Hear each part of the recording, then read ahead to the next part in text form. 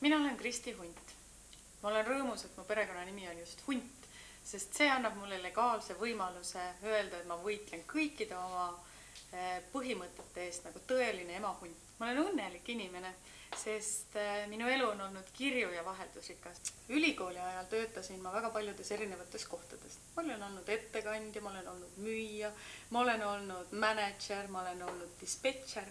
Ja see annab mulle kindla veendumise öelda, et ma olen teinud ka päris tööd. Lisaks eelnevatele tegelen Eesti väike- ja keskmiste ettevõtete assotsiatsioonis õigusloome ja kommunikatsiooni poolega. Mida ma tahaksin siis Euroopa Parlamendis teha?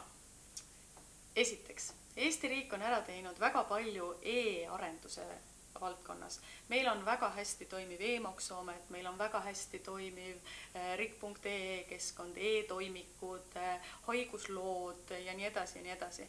Näen, et siin on tugevat potentsiaali viia see kõik ka kõikidele teistele Euroopa Liidu liikmesriikidele, sest see teeb ametnike ja kodanike elu oluliselt lihtsamaks ja kergemaks. Teiseks, kaasamise kohustus. Selleks, et seaduseloomes saavutada maksimaalselt hea tulemus, tuleb kaasata huvigruppe ja oma ala eksperte juba seadust luues. Üks näide Eesti töötukassaga seotud probleemist, kus ei kaasatud huvigruppe, on uus seaduseelnõu, mille kohaselt juhatuse liikmetelt võetakse ära õigus saada töötuskindlustust. Huvigrupid on aga siinkohal seisukohal, et juhatuse liikme staatus ei tähenda veel tööd ning ka juhatuse liikmetel võib ette tulla olukordi, kus nad vajavad riigi tuge. Õiget edastub Euroopa Komisjoni president Barroso, kes ütleb, kuulame nii ettevõtjad kui ka muid huvigruppe ja reageerime nende muredele. See näitab õiget suhtumist ja mina tahan minna Euroopasse formaalseid kaasarääkimisi tegema sisulisteks kaasarääkimisteks ja seda ka Eesti jaoks. Ja kolmandaks, suure pildi nägemise oskus. See on võib-olla kõikidest nendest minu mõtetest kõige keerulisem ellu rakendada.